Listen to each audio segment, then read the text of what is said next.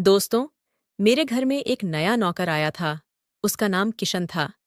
वह इतना सौम्य और आकर्षक लगता था कि उसे देखते ही कोई भी उससे प्रभावित हो जाता। मेरा नाम राधिका है। मेरी शादी लगभग 6 साल पहले सूरज नाम के एक साधारण मगर बेहद किफायती शख्स से हुई थी।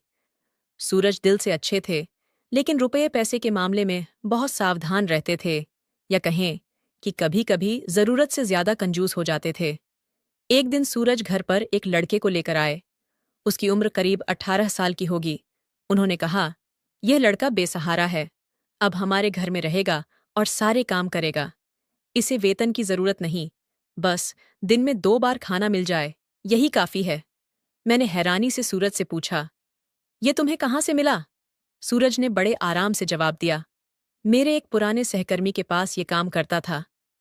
अब वो सिंगापुर चला गया और जाते वक्त उसने ये लड़का मुझे सौंप दिया।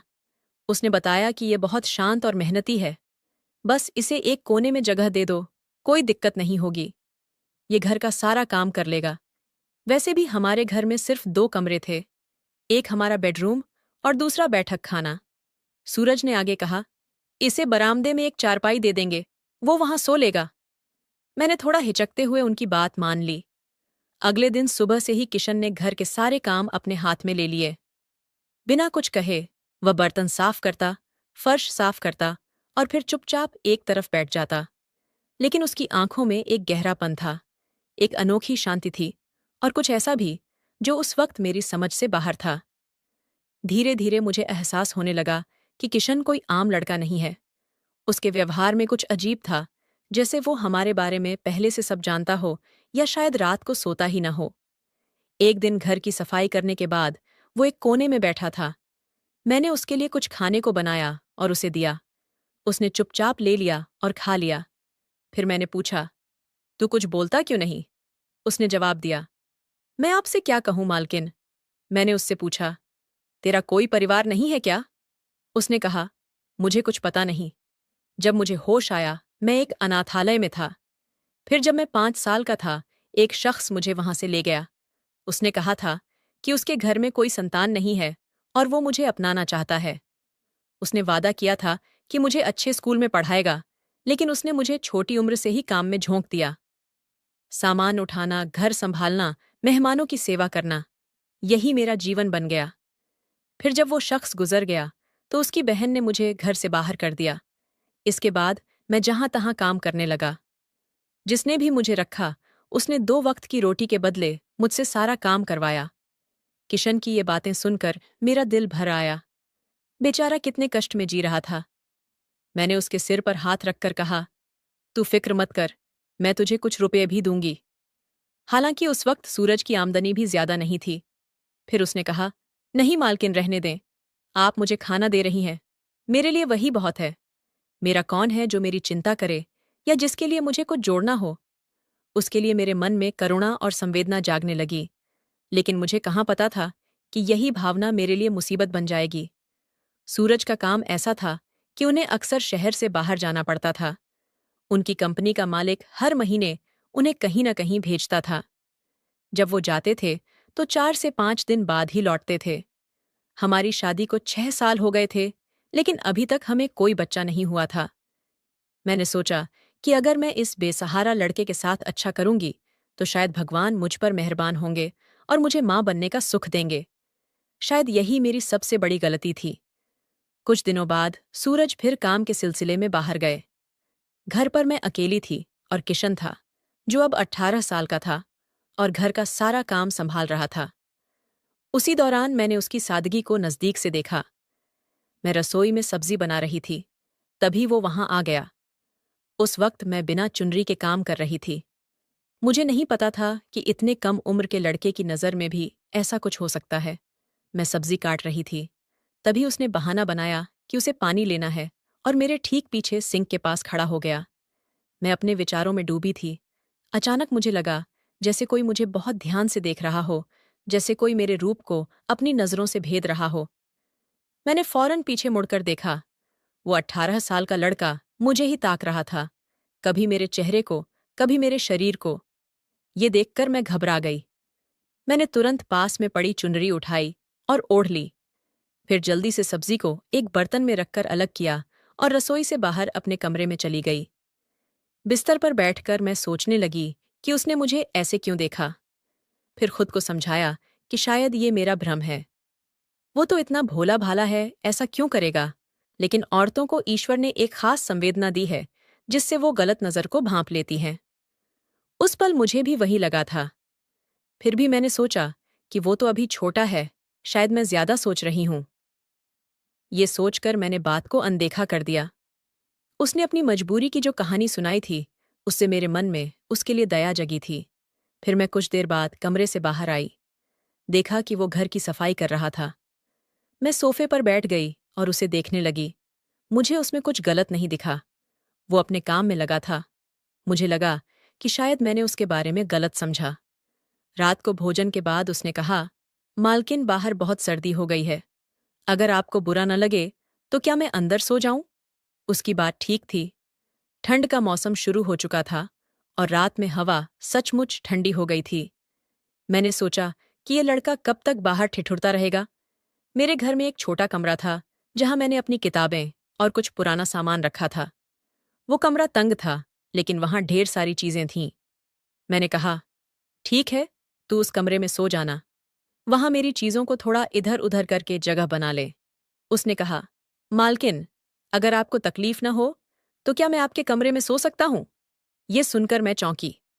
फिर उसने कहा, मालकिन, मैं फर्श पर ही बिछौना डालकर सो जाऊंगा। बाहर बहुत ठंड है और मेरे पास गर्म कपड़े भी नहीं हैं। मैंने थोड़ा सोचा और उसे अपने कमरे में सोने की अनुमति दे दी।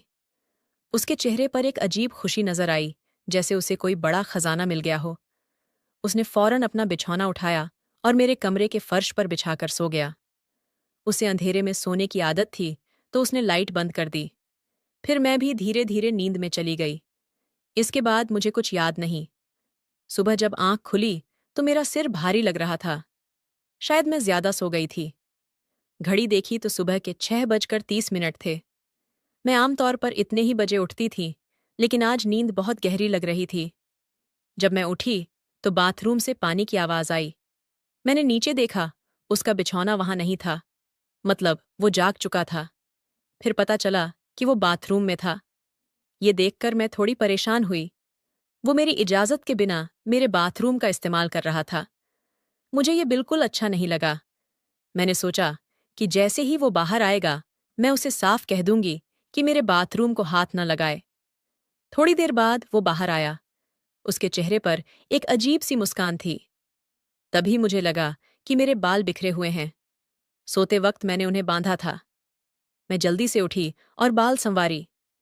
फिर जब मैंने अपनी चुनरी उठाई और बिस्तर की चादर देखी तो मैं दंग रह गई। चादर इस तरह फैली हुई थी जैसे कोई उस पर लेटा हो, वो भी पूरे बिस्तर पर, न कि एक कोने में। मेरी आदत थी कि मैं हमेशा एक तरफ सिमट कर सोती थी। चादर की हालत देखकर मैं डर गई। इतने में वो अपना सामान लेकर बाहर जाने लगा। मैंने उसे रोककर कहा, रुक जरा। उसे शायद कुछ समझ नहीं आया। मैंने पूछा, रात को तू कहाँ सोया था? ये सुनते ही उसका चेहरा सफेद पड़ गया। उसने कहा, मालकिन, फर्श पर ही सोया था। क्यों, क्या हुआ? मैंने कहा, कुछ नहीं, तू जा। जैसे ही वो जाने लगा, मैंने फिर कहा, एक बात और सुन, अब से मेरे बाथरूम को मत छूना। उसने कहा, ठीक है मालकिन, और कमरे से चला गया। जब मैं बिस्तर से उठी तो मेरी कमर में दर्द हुआ। शरीर में थकान थी। मन उदास सा लग रहा था। मैंने बाहर जाकर बैठने का फैसला किया। किशन को चाय बनानी आती थी, तो मैंने आवाज लगाई, एक कप चाय बना दे। उसने कहा, अभी लाती हूं मालकिन। थोड़ी देर बाद वो चाय लेकर कमरे में आया और मुझे दे दी। मुझे समझ नहीं आ रहा था कि आज मैं इतनी कमजोर क्यों महसूस कर रही हूं। मेरी बात सुनकर उसने मेरी ओर देखा और कहा, कभी कभी ज्यादा थकान से ऐसा हो जाता है। ये कहकर वो बाहर चला गया। मैं सोच में पड़ गई कि आखिर क्या हुआ कि मैं इतनी कमजोर लग रही हूं। फिर मैंने सूरज को फोन लगाया। उनके जाने के बाद से मेरा मन बेचैन था। फोन पर मैंने पूछा, सूरज, तुम कब लौटोगे? उन्होंने कहा, क्या हुआ? अभी तो मुझे गए 2 दिन ही हुए हैं। तुम्हें पता है कि बाहर जाता हूं तो 4 से 5 दिन तो लगते ही हैं। वो ठीक कह रहे थे। पहले मैंने कभी ऐसा नहीं पूछा था, लेकिन इस बार कुछ अजीब लग रहा था। उन्होंने बताया कि वो किसी जरूरी बैठक में हैं और रात को बात करेंगे। मैंने कहा, ठीक है, ध्यान रखना। तभी मेरी आवाज सुनकर उन्होंने कहा, राधिका क्या बात है? तुम्हारी तबीयत ठीक नहीं लग रही। क्या हुआ? दोस्तों, हम दोनों एक दूसरे की आवाज से मन की बात समझ लेते थे। मैंने गहरी सांस ली और कहा, पता नहीं कल से शरीर भारी लग रहा है, बहुत थकान हो रही है। तभी मैंने देखा कि किशन सामने खड़ा था और मुझे अजीब नजरों से देख रहा था। उसकी नजर मेरे शरीर पर ठहर गई थी, जिससे मैं असहज हो गई। सूरज से मेरी बात निजी थी, तो मैं उठकर कमरे में चली गई।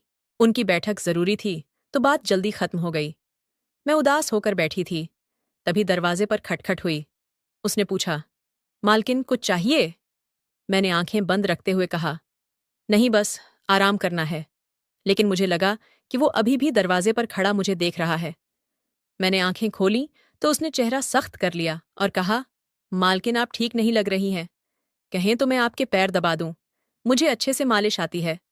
मैंने मना कर दिया और कहा, मेरे लिए 1 कप गर्म चाय बना दे। वो सिर हिलाकर चला गया। थोड़ी देर बाद चाय लेकर आया। चाय थोड़ी कड़वी थी, लेकिन पीने के बाद थोड़ा सुकून मिला। फिर मुझे नींद आने लगी और मैं सो गई। मुझे ये भी याद नहीं रहा कि घर का दरवाजा खुला है, लेकिन भगवान पर भरोसा था और उसने सब संभाल लिया। उस रात करीब 2:30 पर मेरी आंख खुली। कमरे में रोशनी थी। घड़ी देखकर मैं चौंकी। शायद मैं बहुत सो गई थी। तबीयत भी ठीक नहीं थी। मैं बाहर आई तो किशन ने मुझे देखकर मुस्कुराते हुए कहा, मालकिन, अगर आप ठीक हैं तो कुछ खाने को लाऊं? उसके लहजे से लगा जैसे वो मेरा इंतजार कर रहा हो। मैंने पूछा, तूने मुझे उठाया क्यों नहीं? मैं इतनी गहरी नींद में कैसे थी? वो हंसा और बोला, आप इतने चैन से सो रही थीं कि मुझे आपको जगाना ठीक नहीं लगा। आपकी नींद खराब करना मुझे अच्छा नहीं लगा। उसकी बात सुनकर मैं हैरान हुई। मैंने पूछा, तेरा मतलब क्या है? उसने कहा, मालकिन, मैं तो बस नौकर हूं। आप इस घर की मालकिन हैं। आप बहुत थकी हुई थीं, इसलिए गहरी नींद में थीं। मैंने सारे काम पहले ही कर दिए थे। जो बचा था वो आपके लिए था, तो मैंने सोचा कि आपके लिए कुछ खाना बना दूं। उसने जो खाना बनाया था वो बहुत स्वादिष्ट था। मैं आराम से खा रही थी। तभी देखा कि वो दूर खड़ा मुझे देख रहा था। मैंने उसे पास की कुर्सी पर बैठने को कहा। उसी वक्त सूरज का फोन आया और मैं कमरे में चली गई। मैं 1 घंटे तक सूरज से बात करती रही। कमरे का दरवाजा बंद था और वो बाहर था। 1 घंटे बाद दरवाजे पर जोर से खटखट हुई। वो चिल्लाया, कब तक अपने पति से बात करेंगी? मुझे नींद आ रही है। उसकी आवाज इतनी तेज थी कि सूरज ने भी सुन ली होगी। फोन पर सन्नाटा छा गया। सूरज ने हैरानी से पूछा, ये किसके सोने की बात कर रही हो? मैंने कहा, हमारा नौकर किशन है। बाहर बहुत ठंड है। 2 दिन से सर्दी बढ़ गई है, इसलिए मैंने उसे अंदर रहने दिया। कल रात वो मेरे कमरे में कोने में सोया था।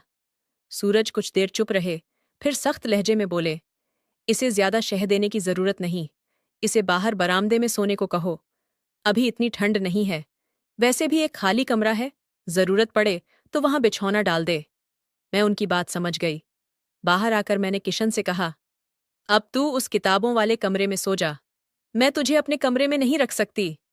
उसने गहरी सांस ली और बोला, ठीक है, मैं आपको मालकिन मानता हूं, लेकिन आपको मेरा भी थोड़ा ख्याल रखना चाहिए था। उसकी आंखों में आंसू थे। मुझे शर्मिंदगी हुई। इतना मासूम लड़का, मैं इसे कैसे कुछ कहूं? लेकिन सूरज का हुक्म था और उनकी गैर मौजूदगी में उसे मानना मेरा कर्तव्य था। मैंने कहा, कोई बात नहीं, तू बरामदे में सो जा और सुबह का खाना मैं खुद बना लूंगी। ये कहकर मैं कमरे में चली गई। हैरानी की बात यह थी कि इतना कुछ कहने के बाद भी जब मैं बिस्तर पर बैठकर एक पत्रिका पढ़ने लगी तो मुझे फिर नींद आ गई। रात का वक्त क्या था मुझे पता ही नहीं चला। जब आंख खुली तो लगा जैसे सूरज पास हो, लेकिन जो नजारा देखा वो चौंकाने वाला था। किसी के हल्के कदमों की आहट के साथ एक साया कमरे से बाहर जा रहा था। मेरे होश उड़ गए। मैं कांपने लगी। मुझे लगा कि मेरे साथ कुछ गलत हुआ है। मेरा शरीर दर्द से चूर था। मैं फौरन बाथरूम की ओर भागी। तब मुझे यकीन हो गया कि वो 18 साल का नौकर मुझ पर हावी होने की कोशिश कर चुका था। उसने मेरे साथ गलत किया और मुझे कमरे में बंद कर दिया। उसके बाद मुझे नींद नहीं आई। मैं पागलों की तरह सोच रही थी कि इतना छोटा लड़का ऐसा कैसे कर सकता है। मैंने ये कैसे होने दिया? और सबसे बड़ा सवाल, सूरज अभी तक क्यों नहीं आए? अगली सुबह जब मैं कमरे से बाहर आई तो किशन बरामदे में सो रहा था। मैं उसके पास गई तो उसने मुझे अजीब नजरों से देखा, जैसे सब समझ गया हो। मैंने उसकी परवाह नहीं की और घर के सारे काम खुद करने लगी। अब मुझे समझ आ गया था कि वो उम्र में छोटा हो सकता है, लेकिन उसकी नजरें और हरकतें किसी शिकारी जैसी थीं। मैंने ठान लिया कि उसे अपने कमरे के पास भी नहीं आने दूंगी। मुझे शक था कि वो मुझे कोई नशीली चीज देता था, जिससे मुझे होश नहीं रहता था। अब मैं सावधान थी। एक रात उसने कहा, मालकिन मच्छरों का धुआं दे दें, मैं कमरे में कर दूं। मैंने सोचकर मना कर दिया और कहा, नहीं, मैं खुद कर लूंगी। वो चुपचाप चला गया। उस रात मैंने जानबूझकर धुआं नहीं किया, क्योंकि सूरज आने वाले थे। मैं बिस्तर पर लेटकर सोने का नाटक करने लगी। थोड़ी देर बाद दरवाज़ा धीरे से खुला। कोई अंदर आया और फुसफुसाया, मालकिन जाग रही है या सो गईं? मैं आपके साथ वक्त बिताने आया हूं। उसे लगा कि मैं सो रही हूं। तभी वो अपनी असली शक्ल में आ गया। मुझे लगा जैसे कोई मेरे वजूद को छू रहा हो।